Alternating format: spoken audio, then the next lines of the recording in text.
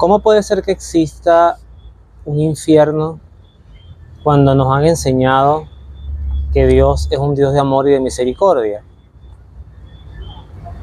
Precisamente de eso quiero hablarles en este nuevo episodio de Opinión de un Laico, donde voy a tratar con un ejemplo humano, que es el ejemplo de la cadena perpetua, una sentencia que no todos los países del mundo tienen. Mi país, por ejemplo, no lo tiene. La sentencia máxima en mi país son 30 años. Pero hay países que tienen cadena perpetua e inclusive países que tienen pena de muerte. Pero me quiero centrar en la cadena perpetua. Y con este ejemplo humano, tratar de explicar que esa mirada del Dios solo amor y solo misericordia no fue la mirada que se tuvo siempre de Dios.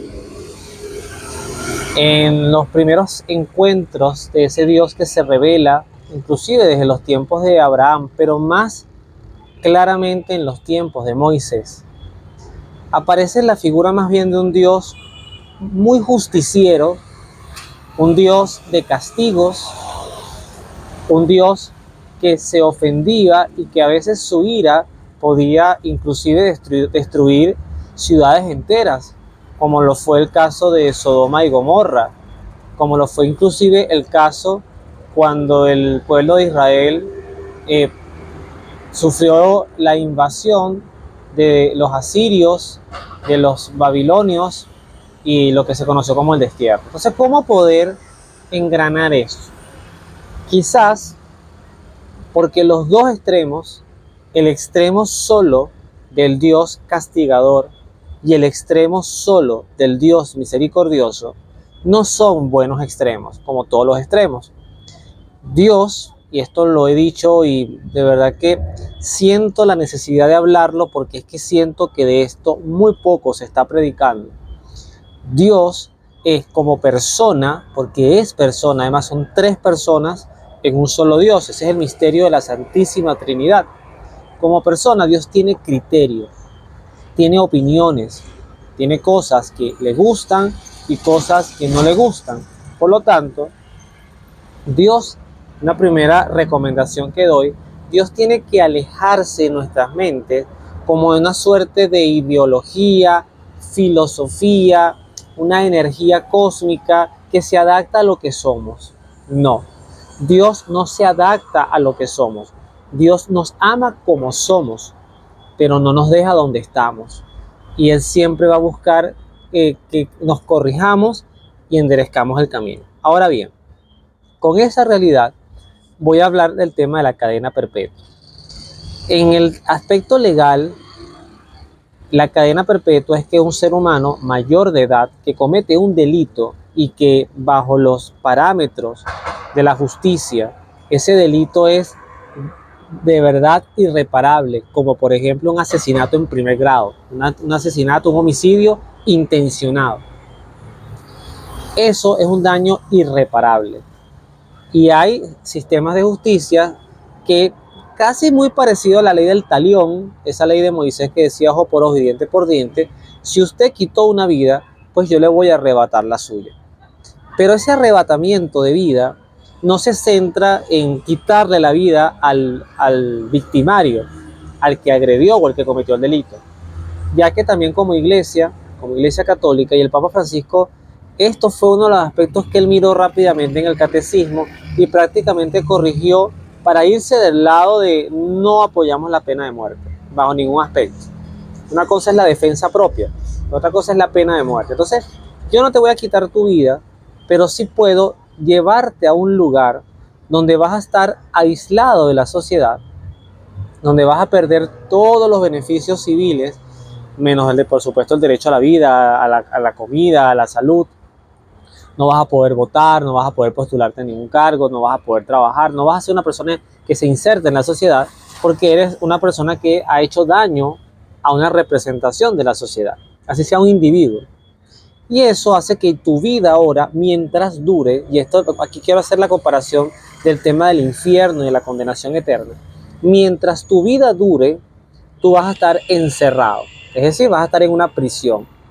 Es decir, que la cadena perpetua va a durar lo que dura tu vida humana, tu vida física, tu vida finita. Cuando nosotros trasladamos esta realidad al plano espiritual, al plano eterno, una de las primeras cosas que tenemos que convencernos y entender es que el solo hecho de que existamos, de que yo esté ahorita hablando con ustedes y tú me estés escuchando, ya te hace un ser eterno. Tú eres un ser eterno, espiritualmente eterno. O sea, tú nunca vas a poder espiritualmente morir. Tu vida no va a acabar nunca. Tu vida física sí, pero tu vida espiritual no, porque el alma es inmortal. Sin embargo, al ser el alma inmortal, hay pecados que están asociados más que al cuerpo, al alma. Ejemplo, el mismo Jesús decía que a los pecados contra el Espíritu Santo no se pueden perdonar, no tienen perdón. Y esas son palabras de Jesús. Entonces, si bien es cierto, Isaías nos enseña que aunque nuestros pecados sean colorados, Dios los hará blancos como la nieve, y que para Dios nada es imposible y que no hay pecado que Dios no pueda perdonar desde el arrepentimiento humano, hay pecados que sí son de una gravedad extrema, como por ejemplo los cometidos por los ángeles. Una revelación explícita: no obedeceré. Esas fueron las palabras que condenaron y sentenciaron a Lucifer. Cuando un alma llega ante la presencia de Dios en la muerte, yo sostengo una teoría que se va a encontrar con tres características fundamentales de Dios. La primera de ellas es la verdad. Es decir, Dios nos ama hasta el extremo. Así lo dice Jesús en el Evangelio de San Juan. Jesucristo nos amó hasta el extremo. Pero ese amor no es un amor cómplice, porque Dios no va a dejar de ser lo que Él es para adaptarse a lo que nosotros somos, sino que su amor, que es infinito hacia nosotros, está regulado e enmarcado dentro de sus principios básicos innegociables. Y el primer principio de Dios, fundamental, que Cristo decía: yo soy camino, verdad y vida. El primer principio es que Cristo y Dios, en general, la Santísima Trinidad, pero aquí me refiero más al Padre, es verdad absoluta. O sea, nosotros no vamos a llegar ante Dios a darle excusas o explicaciones de nuestros pecados.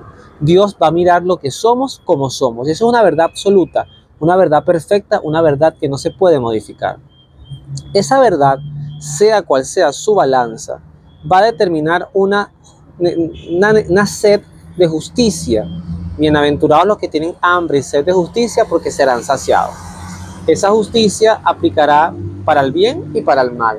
Si yo soy una persona muy buena, muy generosa, va a decir Jesús: entren y pasen a la casa de mi Padre y tomen posesión y siéntense, porque al ser fieles en lo poco, pues ahora serán fieles en lo mucho. Pero a los que no fueron fieles, a los que predicaron herejías, a los que negaron verdades de fe, a los que vociferaron cosas de Dios, o a los que confundieron, pecado gravísimo, confundieron al pueblo, confundieron a la gente, predicaron falsas doctrinas, mostraron una imagen de Jesús o de Dios que no era, y hablaron en nombre de Dios, afirmando que Dios aprobaba o apoyaba cosas que Dios claramente no apoya. A esos también les aparece un lado de la justicia.